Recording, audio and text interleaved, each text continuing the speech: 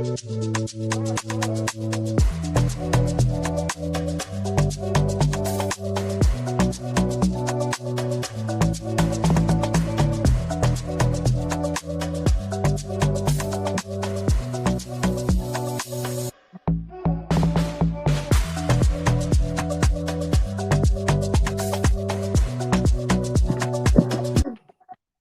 morning, everyone.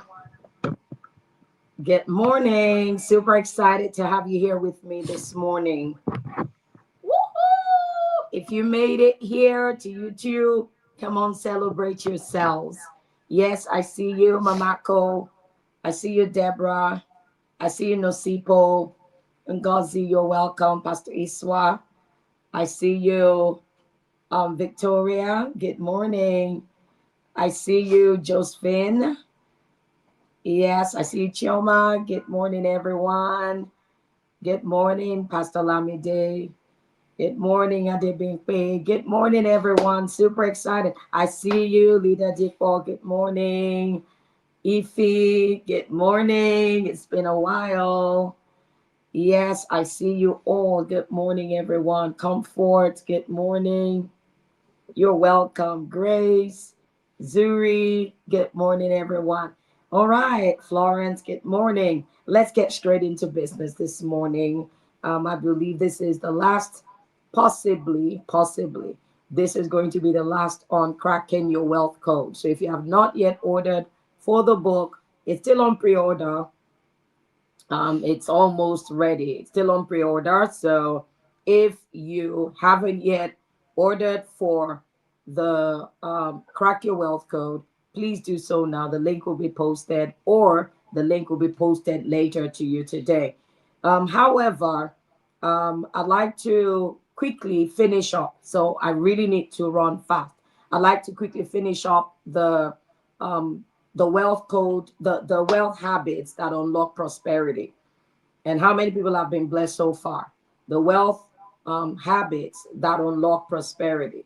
You know, I like to say that creating wealth, even though I'm still on that journey of unlearning and relearning and changing my mindset, like I said, we're all getting on this journey together, learning together, growing together, and, creating wealth together, right? We're making money. We're making money. We're making money this year. All right. We're still making money this year. So, talking about wealth habits that unlock prosperity. We've talked about, I think, three. So we're going to finish up the remaining three this morning, hopefully. All right. Now, the wealth code principle, just reiterating a few things to lay the foundation. The wealth code principle is a timeless set of truth, habits, and laws that govern the creation, multiplication, and preservation of wealth.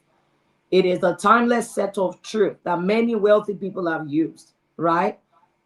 A timeless set of truth, of habits, and laws that govern the creation, multiplication, and preservation of wealth. And I think those are the three power triplets of wealth.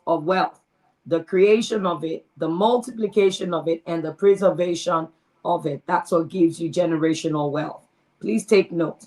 The creation of it, the multiplication of it, and the preservation of wealth. Those are the three power triplets of wealth creation. You've got to learn how to create wealth. You've got to learn how to multiply it, and they've got to learn how to preserve it so that the next generation and generations to come will be able to have it and keep passing it on, right? Wealth code is like the DNA of wealth. It's like the hidden operating system that the wealthy understand and practice.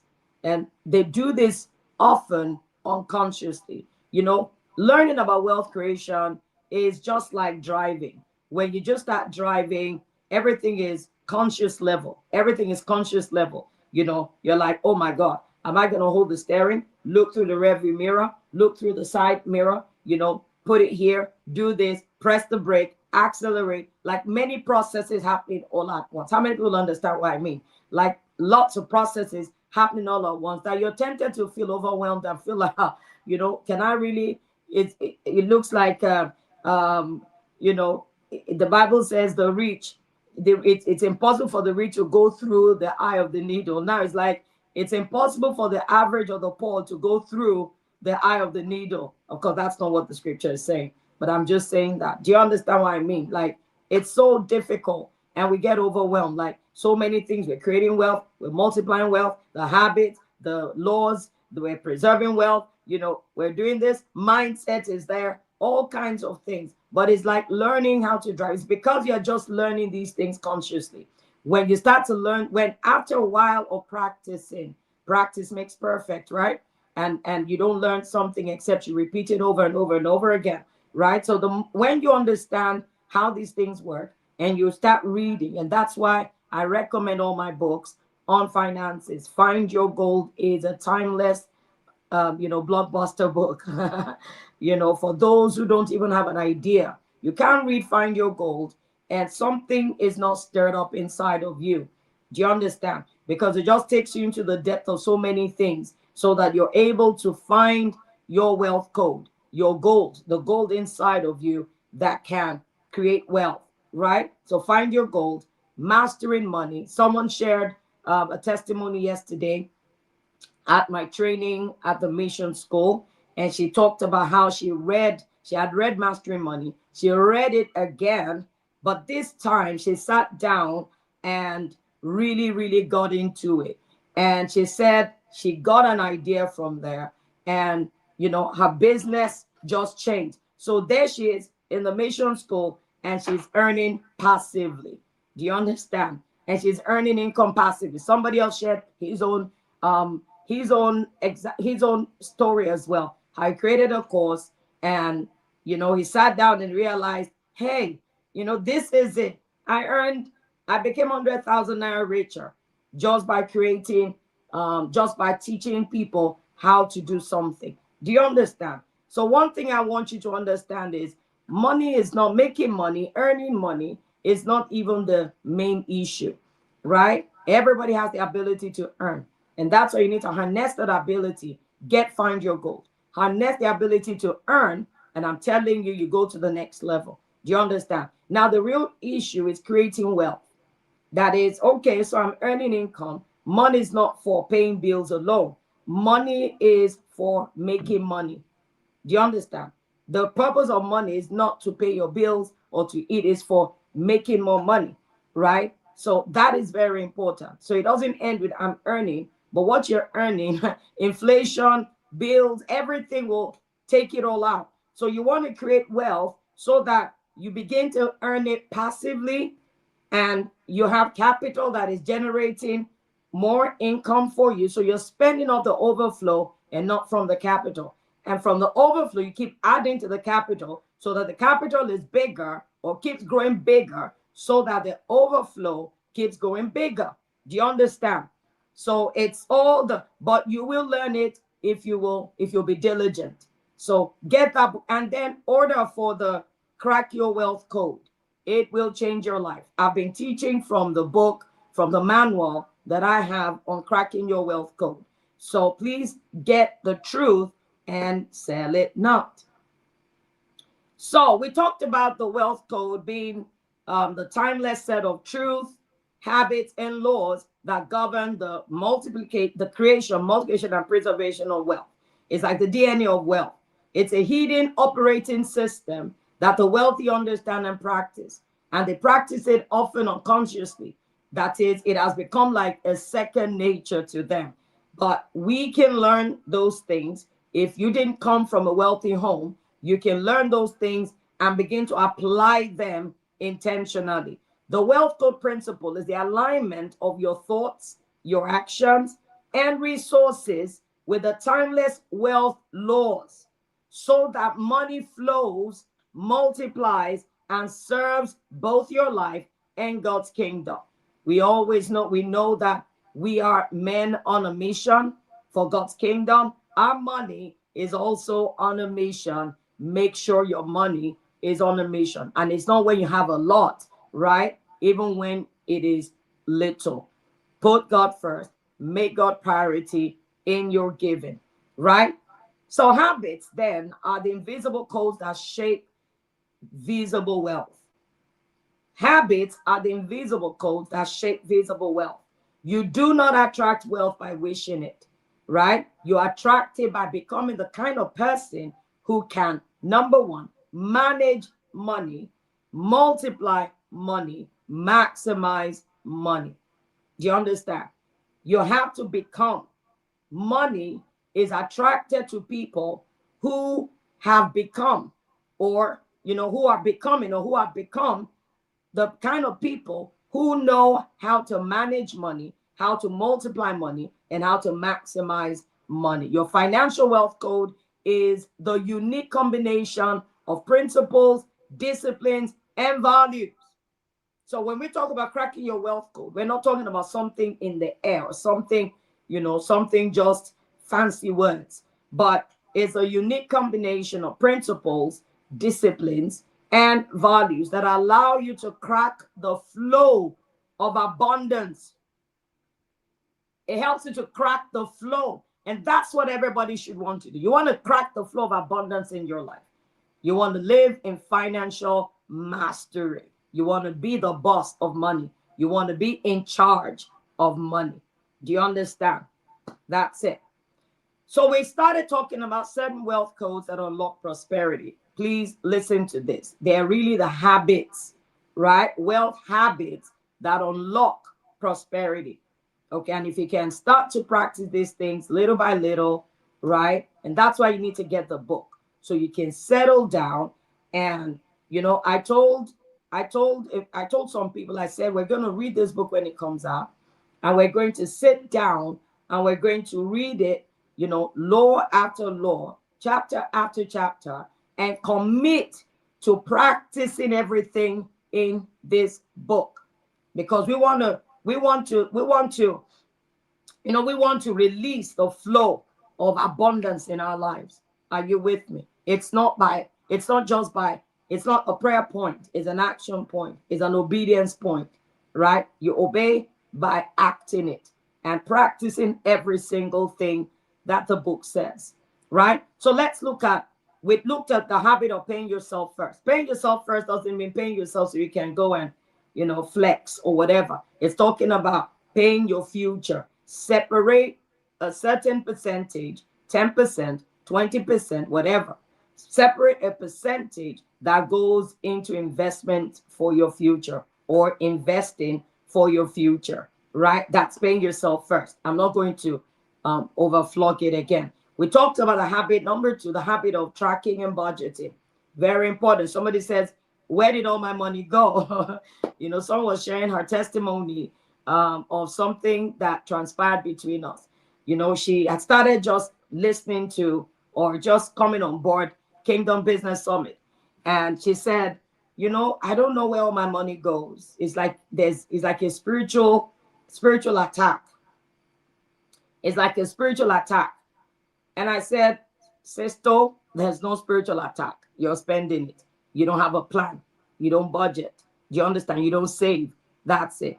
And I was super excited, when after I think almost 2 years, she's telling me how she's investing, how she's saving, how her life has changed. She thought she could, by the end of the month, she didn't have anything to herself anymore. But now she has excess. Why? It's not because her lifestyle has suddenly changed. It's simply because she has become a diligent student of finance. So now she understands, I need to, first of all, pay myself, put money aside first before spending. Now she's able to budget, and she's able to track her finances. So now she knows where her money goes. All right. Now, the third thing we said was a habit of continuous learning. We said wealthy people are learners. Wealthy people are learners. We always say leaders are readers, and readers are leaders. The same way, wealthy people are learners, and learners are wealthy. Do you understand? It just goes that way. The leverage on mentors, on books, on the leverage on courses, they're constant, and relationship. They're constantly learning and growing. They're in a growth curve, and that's why they keep on growing. And growth is the key to happiness, is the key to prosperity, is the key to everything. Spiritual growth, learning, growth is the key to having a good marriage. Growth is the key to that unlocks everything in life. The more you grow, the more you develop capacity for anything in life, right? Now let's look at the habit of delayed gratification. I think we mentioned that as well. That instead of spending on impulse, the wealthy master the attribute called patience, the character called patience. They buy assets before they buy luxuries. And you see, that is, please write that down. Wealthy people buy assets instead of luxuries, right? They ask, will this purchase grow my wealth or shrink my wealth? They delay pleasure to multiply their capacity. Do you understand what I'm saying? Wealthy people don't look rich. It's people that are not wealthy that try to look rich, want to be. And so they're trying to prove a point. I look at young people buying expensive things, expensive weave on, expensive phones, expensive gadgets. And my question is this, except it's for work. My gadget is this. My thing is this. You know, we know you can't afford this thing. We know you script and script and script and script. So don't think we think you're rich because you're holding an iPhone 13 or something. You have just spent your destiny. You have just spent your future. Do you understand what I mean? Wealthy people delay pleasure to multiply their capacity. They don't need to look rich. They are rich, right? Why? Because they're building wealth in silence. Real wealthy people don't announce themselves online, don't talk anyhow. They don't try to be rich. When you see someone that's trying so hard to act like, you know, I got it, I'm rich, just know that you're just a wannabe. Just know you are just a wannabe, but you are not there because wealthy people build wealth in silence. Do you understand? You know, it was said that Jeff Bezos drove a Honda Accord for years after founding Amazon. Today, Amazon is one of the most valuable companies on the earth. But for a long time, he kept driving his old car. It was said to Warren Buffett, I don't know if he has changed that car now, but for a very long time, even when he was super, super duper rich, he was still driving his normal car. I heard he still lives in a house he has always lived in, right? Because wealth is not just about spending, spending, spending. Of course, it doesn't mean you can't enjoy your life because you make money, you enjoy your life, you give, and you do stuff with the money and you leave a legacy as well. But let's go to the habit of networking and relationship building when it comes to the habit that create a flow of abundance in your life. The habit of, you know, building relationship, the habit of networking and building relationship. You know, when people hear wealth, they often think only of money. Now, this is very important. And I think this is where we all can learn one thing or two. You know, when people hear wealth, we think only of money. But one of the greatest assets that you can ever build is not just financial capital, but relational capital. Relational capital. Wealth doesn't flow in isolation, it flows through people. Wealth does not flow in isolation, it flows through people. Proverbs 13:20 says, he who walks with wise men will be wise, but the companion of fools will be destroyed. He who walks with wise men will be wise. It's almost as if we can say, he who walks with wise men will be wise. But you see, if you're not walking wise men, don't walk with anyone. It's better you walk alone and grow alone. It's better than becoming a fool because you become a companion of fools. Do you understand? And when I say fools, it doesn't mean, it's not an abusive word. It just means people that don't know where they're going. They don't know anything.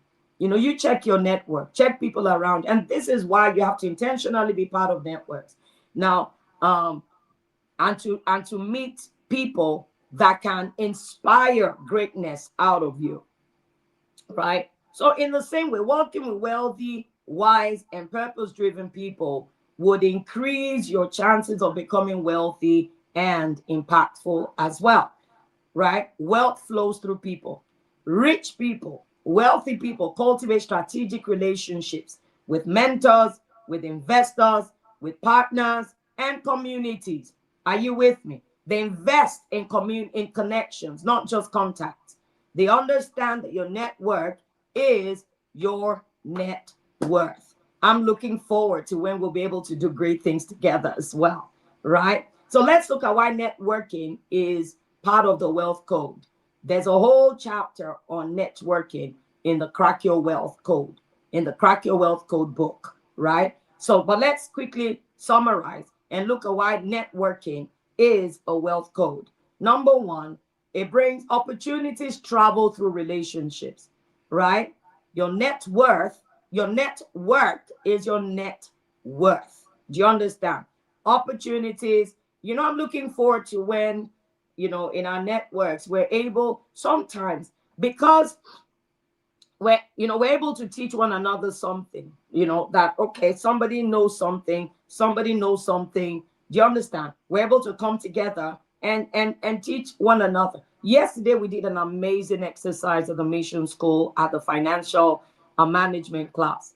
So I asked the question, how do you earn 1 million naira a month?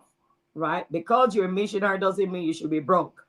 How do you earn one? So, they were in clusters already, sitting in clusters. So I gave them an assignment to come up with a business idea and generate 20 ways they can make 1 million from each of those things. And it was amazing. It was revelatory.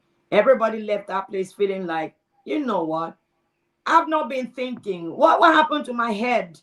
But there was like an unveiling of ideas, creativity. We did creativity. We did mindstorming. It was amazing, right?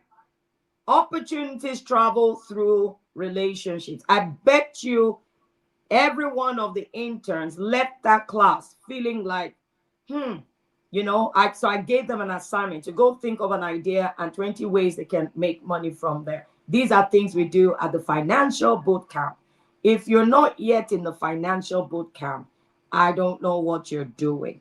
I don't know what you're doing. Every time I come and I say, is 1 week that you could have become financially intelligent, right? So opportunities to travel through relationships, jobs, contract, investment opportunities, partnerships are rarely found on job boards, right? They come through connections. They come through people you know. Somebody has an idea. Somebody has an information, right? So the people you surround yourself with really matters, right? Number two, people buy people, not products. People buy people and not products. Trust is the currency of wealth. Trust is the currency of wealth. I need to move really fast now because I want to round off this month so we can move to something next month if it's possible, right? People are more likely to do business with or invest in or even refer someone they like, they know, they like, and they trust. Is that not it? People are more likely to do business with people they know, that they trust, and that they like, right? Number three, your network determines your net worth. Your network determines your net worth, right? If you consistently surround yourself with dreamers, with builders, with wealth creators, you will rise to their level. It's just like academics. When you work with smart people, right? Usually your grades also rise to their level. Why? Because you also imbibe their habits. You imbibe their habits, you're inspired by them, you're motivated. Do you understand? You're able to think out of the box just like them. The same way, if you keep company with complainers and consumers, you'll mirror them as well. So, who are those around you? In the US, it was said that Oprah Winfrey's rise was not just about talent. It's not just that she was so talented, it was connections. By building genuine relationships with mentors, producers, business allies, she leveraged her network into media empire opportunities. Right? Number six, the habit of wealth The habit of multiple streams of income. The habit of multiple streams of income. Wealthy people rarely spend on one income source. Wealthy people rarely depend on one income source. They build diversified streams. Like they build businesses, they build investment portfolios, royalties, they earn from royalties, rental income, stocks, etc. Do you understand? Real estate, etc. Multiple streams of income simply means that you are not depending on only one source. For instance, your salary. Some people earn salary and that's all they earn, right? They earn salary to survive. They earn salary and that's it. But you see, instead of just depending on your salary, if you're a salary earner or you're a small business owner, what do? You create diversity, you diversify or create diversified income channels so that if one slows down or even collapses, other ones will keep you afloat. Do you understand? So it doesn't make sense that one has just one stream of income. Okay? So the habit of building multiple streams of income is one of the most important wealth habits. Why? It protects you from financial instability. It protects you from financial instability. It accelerates your wealth creation and it creates financial freedom over time. Because instead of one flow, you have several flows flowing in. So you're always afloat. Why? Because even if one goes down, other ones are funding, are financing, are still flowing. Do you understand? It's like having a farm of crops. If one crop fails, and that's why when you have farms, really, you'll have like different kinds of crops in that sense. So that if one fails, the others will still bring in a harvest. Do you understand? Now, one income is dangerous. Many incomes are power. This habit creates resilience against economic storms. Now, it was said in the US that you remember the singer Rihanna.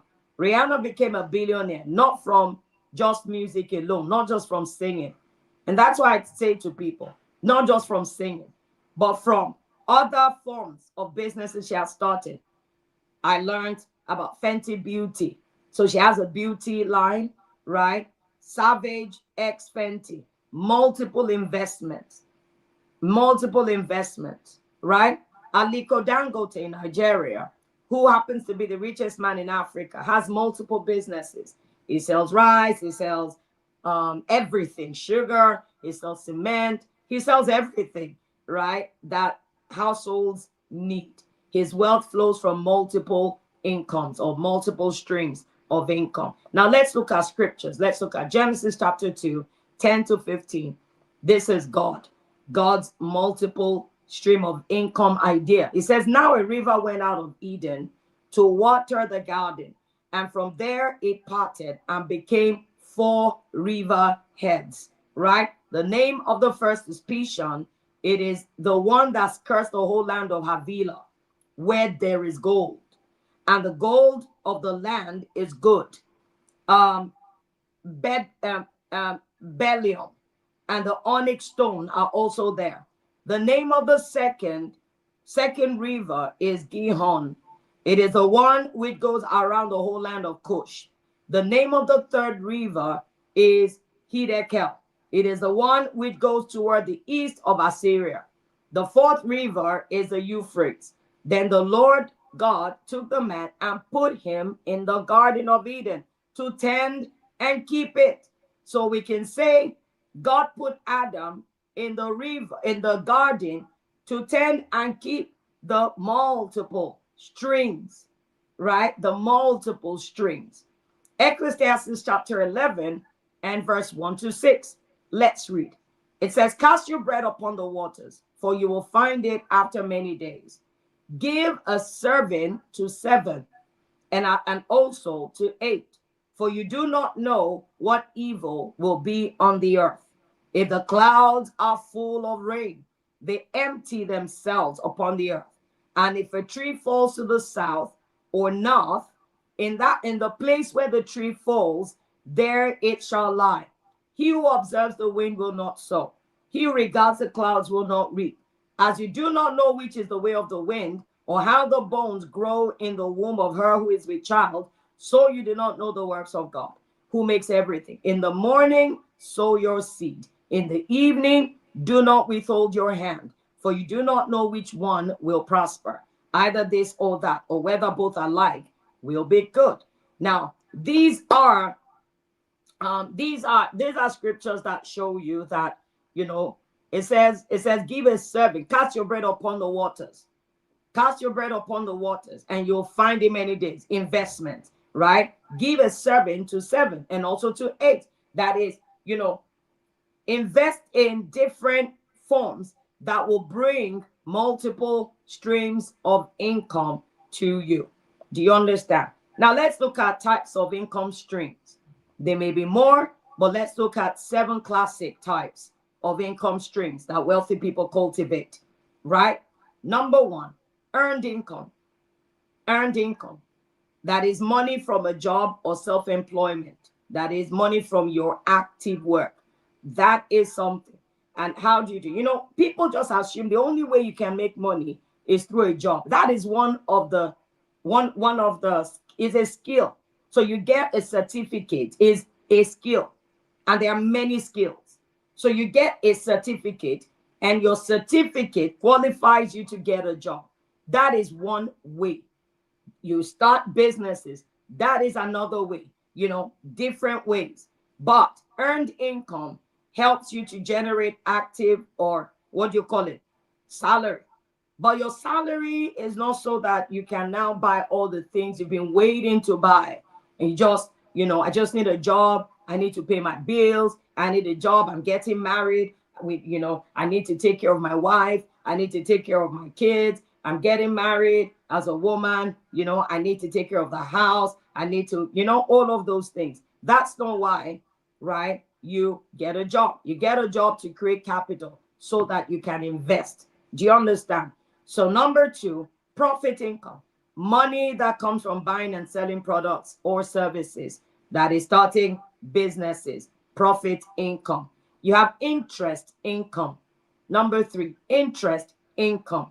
This is money that comes from lending or saving, right? Bonds, fixed deposits. For instance, if you're good, I know people who are good at lending. They create some kind of lending thingy. Please don't lend money out except it's a business and you know about it, right? So you get interest, or you put into some kind of savings, right? Like bonds, fixed deposits, all of those things that gives you interest income. Number 4, you have dividend income, money you earn from owning shares in companies. Money you earn from owning shares in companies. Number 5, rental income. Money you get from leasing or renting real estate, equipment, or whatever. That's rental income, right? We have royalty income. Money you get from intellectual property, like books, patents, music, whatever. Number 7, capital gains. Money you get from selling assets at a higher price than bought. For instance, stocks, for instance, real estate, and etc. Right? And of course, I think crypto, all of those things come in as well. Now, how do you build multiple streams of income? Let's go faster now. How do you build multiple streams of income? Now, this is very important. Number 1, start with your core. Use your main income, your salary, your business, or whatever, as the foundation to invest in other streams. Don't chase everything at once. Master one before moving to the next. Just start. That's the most important thing. Just start. That's the most important thing. Number 2, leverage your skills. Start with your core. Start with what you have. Number 2, leverage your skills. Turn your expertise into consulting, teaching, or digital products, right? An accountant can create an online bookkeeping course. Do you understand? Turn your expertise into consulting, teaching, or digital products. Number 3, invest wisely. Real estate, stocks, mutual funds can generate ongoing returns. It's so powerful. It's so powerful that if you put in 20,000, imagine 20,000 into mutual funds every month for the next, let's say, is it 30 years thereabout? And you're putting 20,000 every month for the next 30 years. Is it 30 years? No, if you start doing that from the age of maybe 25, let's even say 25, until you're 65, that's like 40 years. You're going to have 120 million. Do you understand? You're going to have 120 million. It is said that at the age of 20, at the age of 65, only 1% will be financially free. Only about 1% will be financially free because people just do not have the discipline.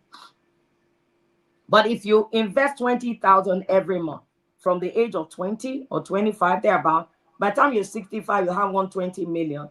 Now, I don't know why people don't plan for that. I guess I know, right? Because we've all been in that boat. We're just kind of opening our eyes to see the truth. And that's why if you're young, don't waste your youth. Don't waste your youth at all. Leverage on these things you're learning. Leverage on these things. Get into financial boot camp. I said I was going to do another one for young people. Get in for people on campuses. Get into financial book. Begin to learn these things now. Don't wait until you're 40 to start hearing about investment and to start learning about that. The sooner you start, the better. The sooner you start, the better. I'm looking for that young person that is so hungry for growth, that is willing to put their money, their lives. Do you understand what I mean? Young people really think, we're too young. But you're buying phones, you're making hair, you're buying clothes. Those are your priorities. As simple as that. Those are your priorities. Those are your priorities. And that's why it's okay to buy clothes, but you can't buy shares. It's okay to buy an iPhone or whatever phone you use, and yet you can't invest in a book. You can't buy a training. Get into the growth curve. I was so impressed with a young 16 or 17-year-old girl that bought Mastery Money and got into the reading plan for the Mastery Money. It was in reading plan that she told me she was 17. I was like, what are you doing here? She said she just had to buy the book, and because she knew that she needed to learn these things early. Right? So number 3, invest wisely. Mutual funds can generate ongoing returns. Start small, grow gradually, right? Number 4, automate passive streams. Write a book, create an online course, build a digital product. Keep selling these. These ones just keep on selling even while you sleep. But you need to grow. That's why I said, please come to Financial Bootcamp, right? And buy all the books and read them. Like, study them like you're studying for an exam, and be intentional. Write out the things you're to do, what you're going to start doing. Start from where you are. The little you have is enough. You can start investing from 5,000 naira. The little you can do. And you feel so good when you start doing that.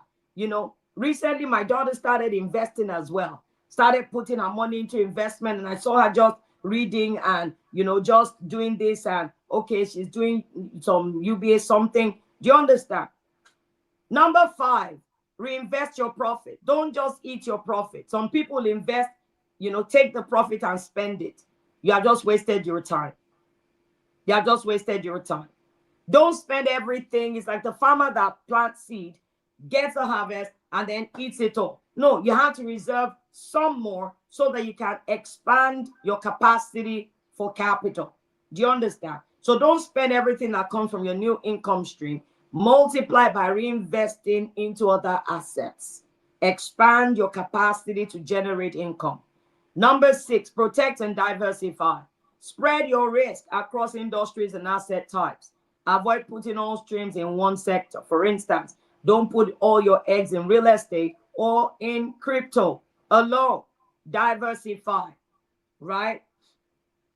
Now let's go to the last habit. Let's go to the last habit. The last habit is the habit of generosity.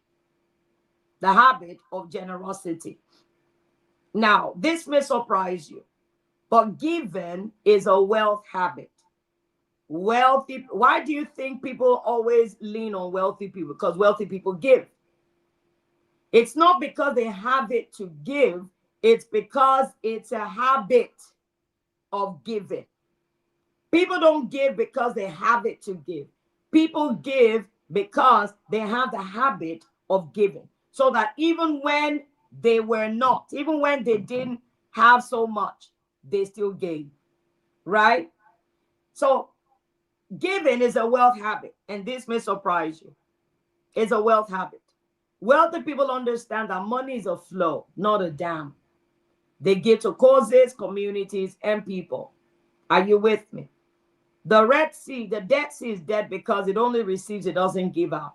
Now, don't be that kind of person that thinks that everybody must give to you because you are the poor. You know, there was once in church, there was this guy that claimed the title of the poor. Whenever we used to, like once a quarter or so, we would bring, people would bring things they didn't need at home anymore, but good stuff. So people bring it to church and all of that. You know, I think I'm going to go back to that. You know, just encouraging a habit of generosity. So people bring things to church and all, then we'll give it out to people that needed them in church. But this guy, once service was over and people had brought things, he will go to the place where they were sharing the things. And he, you know, one time just waiting because he knew that, wow, they brought stuff for me today. And one particular time, he was even quarreling with them that they should give him a nice, there was a nice bag. And the person said, and the people there said, no, it's not, the bag is not for giving, it's what is inside it. We need to give the bag back to the owner. And I said, so how am I going to do that? Am I going to carry these things? I was like, oh my God. When they told me, I said, these guys assume the position, number one position of the poor in church. And that's why sometimes, you know, giving to people in church sometimes can be funny. Because I know you don't have, you to bring what you have. Don't be a receiver. Don't be the poor. If we bring things for the poor, it's not for you. You're not poor. Do you understand? Instead of you to sit down and say, how can I also bring? If I can't bring, what can I give? I mean, of course, I'm not saying don't give, but you know, it's the entitlement mentality for me. The fact that, you know, they brought stuff for me and you position yourself where they're sharing it. So, where money is a flow, it's not a dam. So you give. The habit of generosity is one of the wealth habits that looks irrational in the world's eyes, in the world's perspective, right? But it's a spiritual and practical law of wealth creation and lasting abundance. And that's why wealthy people always give. They have foundations, they have all of those things just to solve people's problems. Do you understand? Because they understand the power of giving. Generosity keeps you from greed and opens your heart to abundance thinking, right? It creates goodwill for you, blessings and networks of loyalty. Do you understand? And over time, generosity creates ripple effects that multiply opportunities, relationships, and blessings. John D. Rockefeller, right, the philanthropist, gave away more than 500 million in his lifetime.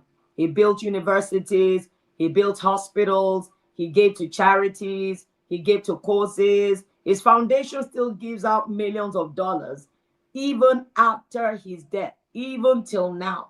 Even at, that is legacy. That is wealth. That is real wealth. Real wealth is not wealth you keep just for you and your family and you're living large and all of that. Of course, live large if you have it, but I'm saying, you know, your community, the world must benefit from your wealth, right? Because wealth is not just to build an empire for yourself, it's to change your world, right? So why is wealth a habit? It breaks the spirit of greed. Greed and fear of lack keep people trapped in scarcity. Generosity trains your heart to trust abundance. And that's why I always say, you don't prosper by you prosper by giving. Why? Because if you don't give, there's scarcity mentality in your mind. and that holds you down. But the way to get out of poverty or lack is not by praying, it's by giving. It's by giving. Someone says, oh, we have partners in our network and church and all of that. And people say, oh, they know I don't have. They know I don't have. No, don't be a not, don't be a not haver. Be a haver. Don't say I don't have. Because how are you going to break out of it? The way out is to, expand your mind, change your mindset. And it starts by giving. Right? Give. Give even if you can't eat. Give first. That will change your life. Right? So generosity trains your heart to trust abundance. Okay? Number 2, giving or generosity, right? It creates a flow. Money is like water. It flows. It only flows in. If money only flows in and never out, then it's going to stagnate. Giving keeps your financial energy circulating. Right? Number 3, giving builds social capital. Generosity builds goodwill, trust, and strong networks, which often open doors for bigger opportunities. Number 5, giving creates joy and fulfillment. True wealth is not just in having, but in impacting lives. How many people know it's more blessed to give than to receive? Like, literally. It's more blessed to give than to receive, right? How many people know that when you give, you have this joy in your heart? You feel this joy in your heart that cannot be described. How many people know what I mean? How many people know what I mean? You feel this joy that you can't even begin to describe. That is God's way of saying giving is good, right? I want you to lift up your hand and say, I'm a channel of blessing and not a reservoir of wealth. I give freely. I create space for greater abundance to flow into my life. My generosity multiplies beyond me and impacts generations to come. Let's round off on this note. Breaking bad wealth habits, or breaking poverty or lack habits, right? Breaking bad wealth habits. It's not enough to form new habits. You must break toxic habits too. Do you understand? It's not enough to form new habits. You got to break the toxic ones too. So let's look at some toxic, what do you call it now? Habits that we may have that are stifling the flow of wealth and flow of abundance into our lives. Number 1, impulse spending. Impulse spending. Right? Impulse spending. Replace impulsive spending with planned spending. Have a budget. Replace impulse spending with planned spending. That's the role of budgeting, right? Number 2, avoid money talk. Avoid cheap money talk. What do I mean by that? You're just talking about this, about that. Replace with weekly money reviews. Stop complaining. Replace with weekly money reviews. Review your inflow, outflow, right? Review your inflow, your outflow, where your money went this week, where your money goes every day. That's just what it takes, right? Replace with weekly money reviews. Number 3, stop living paycheck to paycheck. Stop living paycheck to paycheck. Replace with saving and investing first. Replace from living from, paycheck to paycheck. You're just looking forward to getting the next money that comes your way so that you can pay the bills, and you just live like a rat. But replace it with savings and investing. Pay yourself first, remember, right? Stop complaining about money. Number 4, stop complaining about money.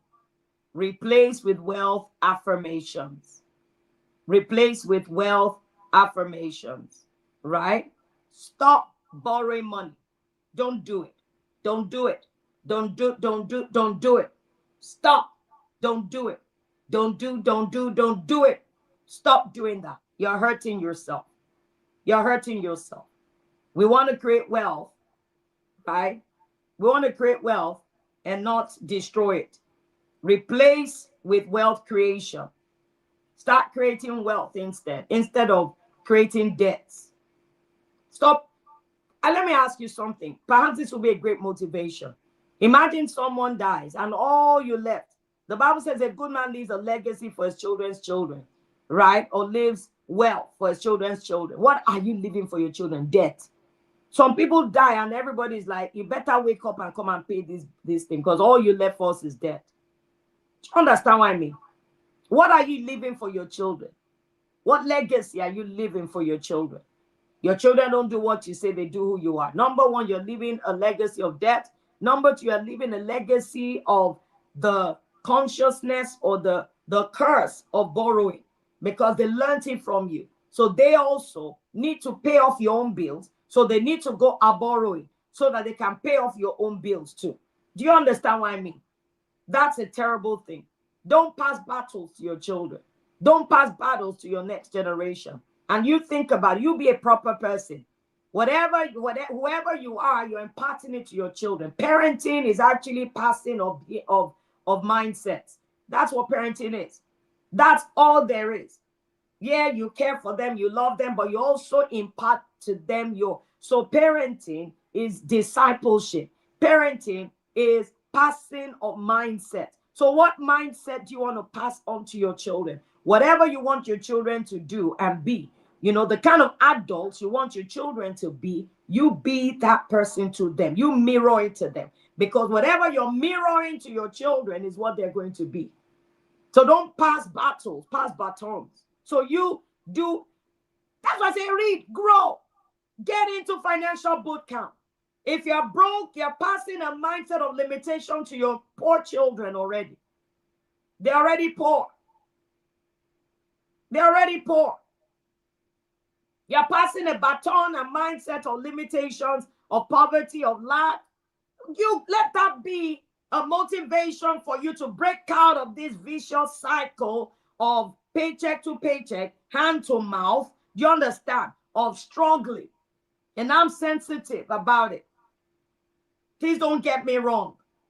I'm very sensitive about it. But what are we leaving? What are we showing the next generation? When I say this, I always say, I'm like, God, I hope I pass the right thing to my own kids. I hope I pass the right mindset to my own kids. I don't think I did too bad. I know I didn't get it all right, but I don't think I did it too bad. Are you with me? So stop borrowing money. Stop it. Stop gambling. Stop betting. The scripture says money gathered. Stop doing MMM. Fast money. Stop it. Let's stop it. It's a wrong mentality. It's a wrong mindset. And it only causes pain.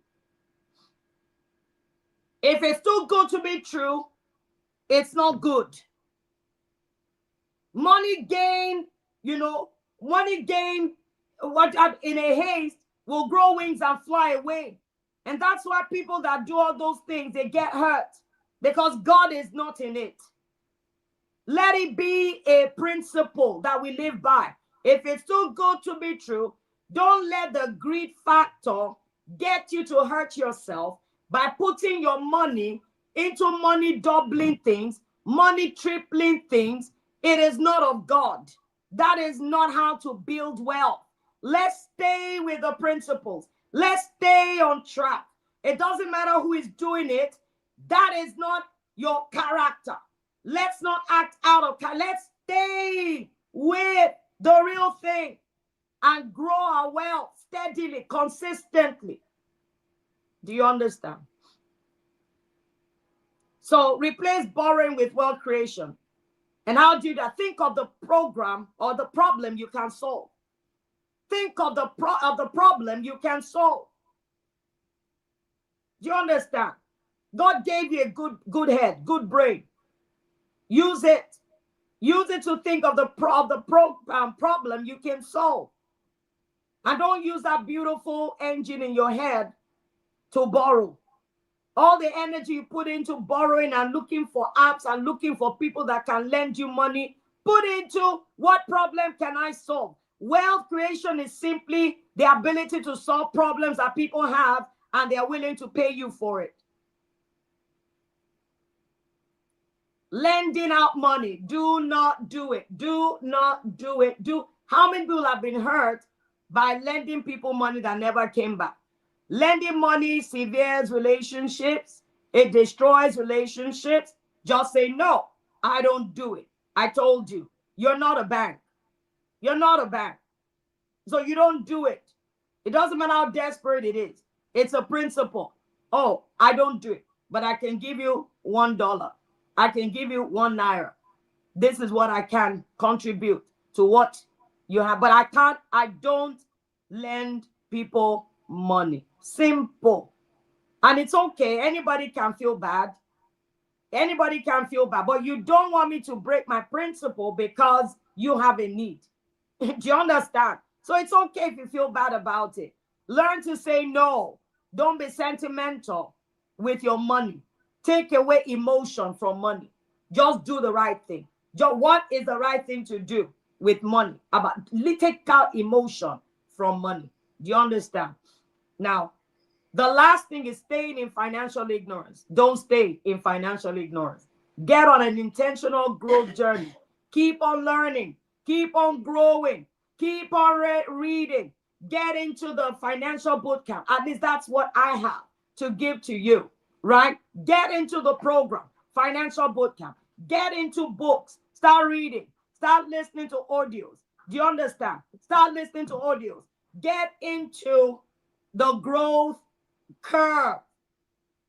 Wealthy people are constantly reading. Somebody said it was on the plane with Dangote on a 6 or a few hours journey, and Dangote was just there. That was a long time ago, and the guy was just reading and reading and reading and reading and reading all through the flight. He was sleeping. He was reading. Do you understand? So please, stay financially intelligent. Keep on growing. Wealth habits are not about perfection, right? Wealth habits are not about perfection, but progress.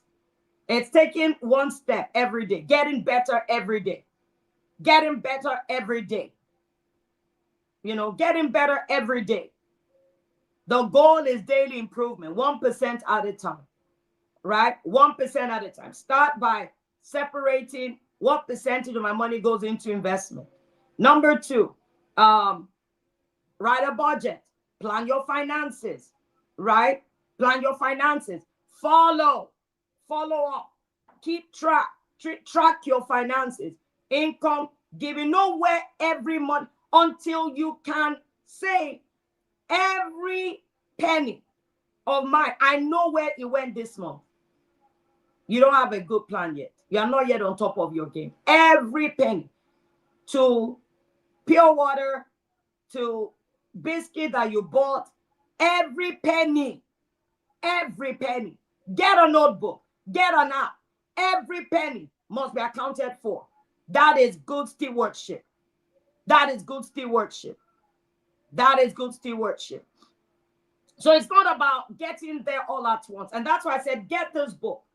Follow the principles and crack your wealth code. Follow the principle of mastering money. Do you understand? Follow the principles and make those 3 books your textbooks for this season, and see how your life will not change.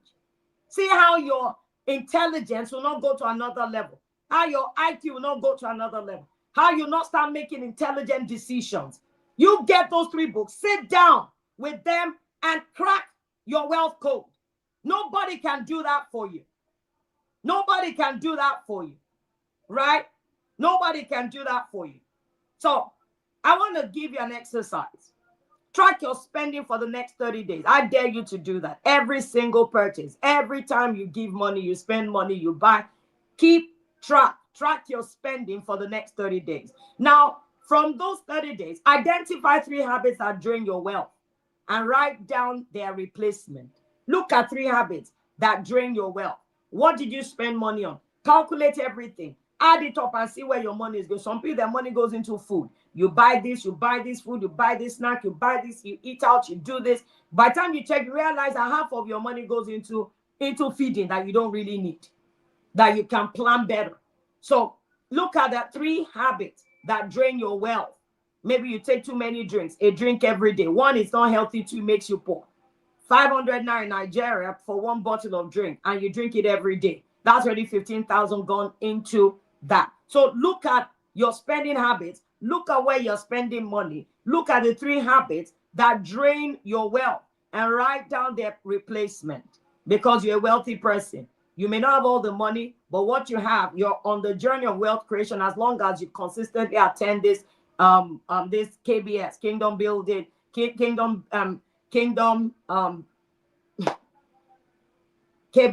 Kingdom Business Summit. It's actually wealth creation, right? So identify those 3 and write down their replacement. What are you going to start doing, right, that will help you to take charge of that? Then choose 1 wealth habit from here that I've just shared with you and commit to practicing it daily for the next 3 months. Choose just 1 and continue to practice it daily for the next 3 months, right? Consistency compounds. Don't forget, consistency compounds. Wealthy habits, practice daily, will rewire your financial destiny, will rewire your mind and rewire your financial destiny. Have you learned something this morning? Have you learned something this morning? Number 1, instruction. Order for Crack Your Wealth Code. If you have not yet bought the other books, this morning, do so. Let that be the first thing you're going to do.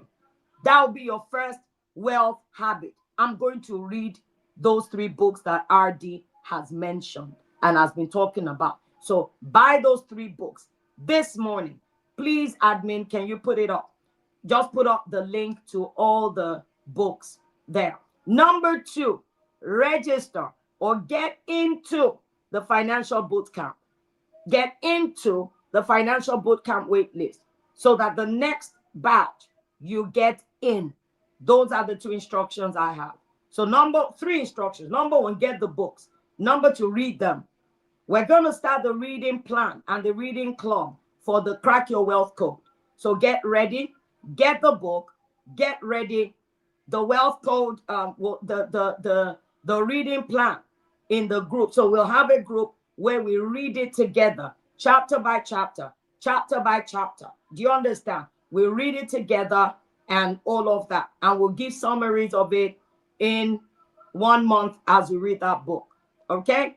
So those are the things I'll say. And get into the wait list for the financial mentorship bootcamp. It's been an amazing time sharing all of these things with you today. Really super excited, and I look forward to the new things we're going to be learning in the coming month. And until then, stay empowered.